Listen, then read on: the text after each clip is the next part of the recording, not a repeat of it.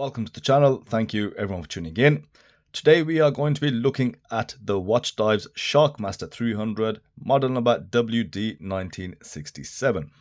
This watch is available on both WatchDives website and also on Aliexpress, but if you do order from WatchDives, it does work out about £30 cheaper minus any taxes. Now this is a very interesting watch. It has a classic and vintage inspired look, full on retro diver, but it has been upgraded to suit the modern times with a very decent set of specifications. Notable features include a loomed ceramic bezel insert, a box style sapphire crystal, female end links and an on-the-fly adjustable clasp. They also offer two different colorways, what I have in hand and a nice blue version which features a sapphire bezel insert and a lovely faded blue dial. Strictly with the no date function, this comes with two different date positions, which is absolutely pointless variations on offer. They should have stuck with the date at 6. It also comes with a no date and a no date, no logo big triangle version. So effectively 5 variants of 2 colors, which is excessive to be honest and a bit of a waste.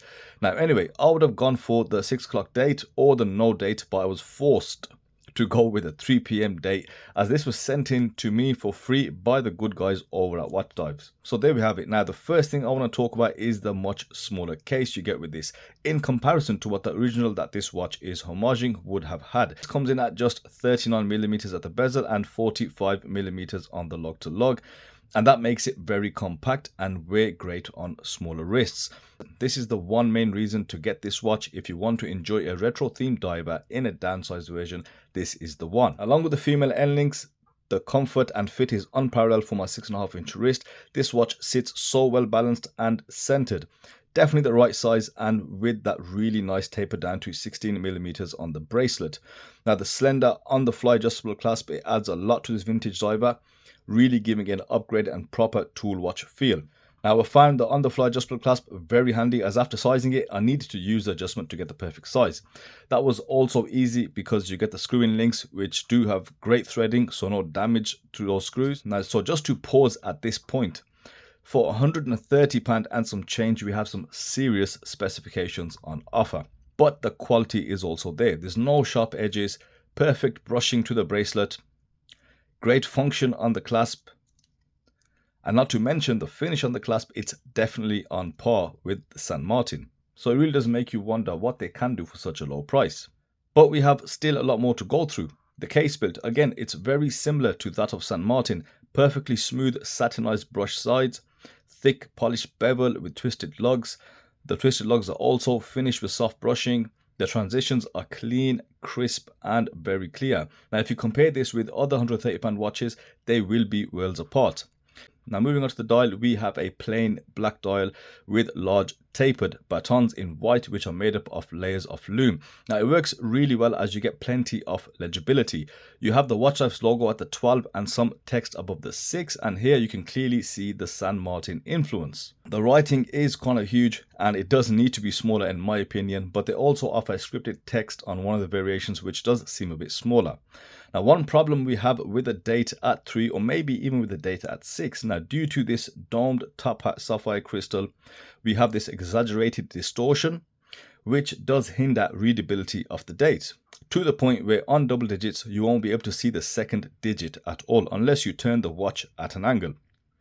You also have this excessive use of blue AR, which is not to everybody's taste. Now the lume on the watch could do with some improvement. There isn't enough layers on the hour markers, therefore you get a slightly dull lume on the dial. Now I say that because I can see this lume in real life, but what you guys are seeing is a really good camera which picks up a lot of light off these duller lume dials.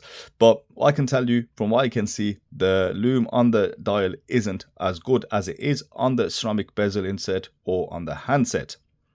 Now moving on to the bezel, I pointed out in the unboxing that due to personal preference this isn't to my liking.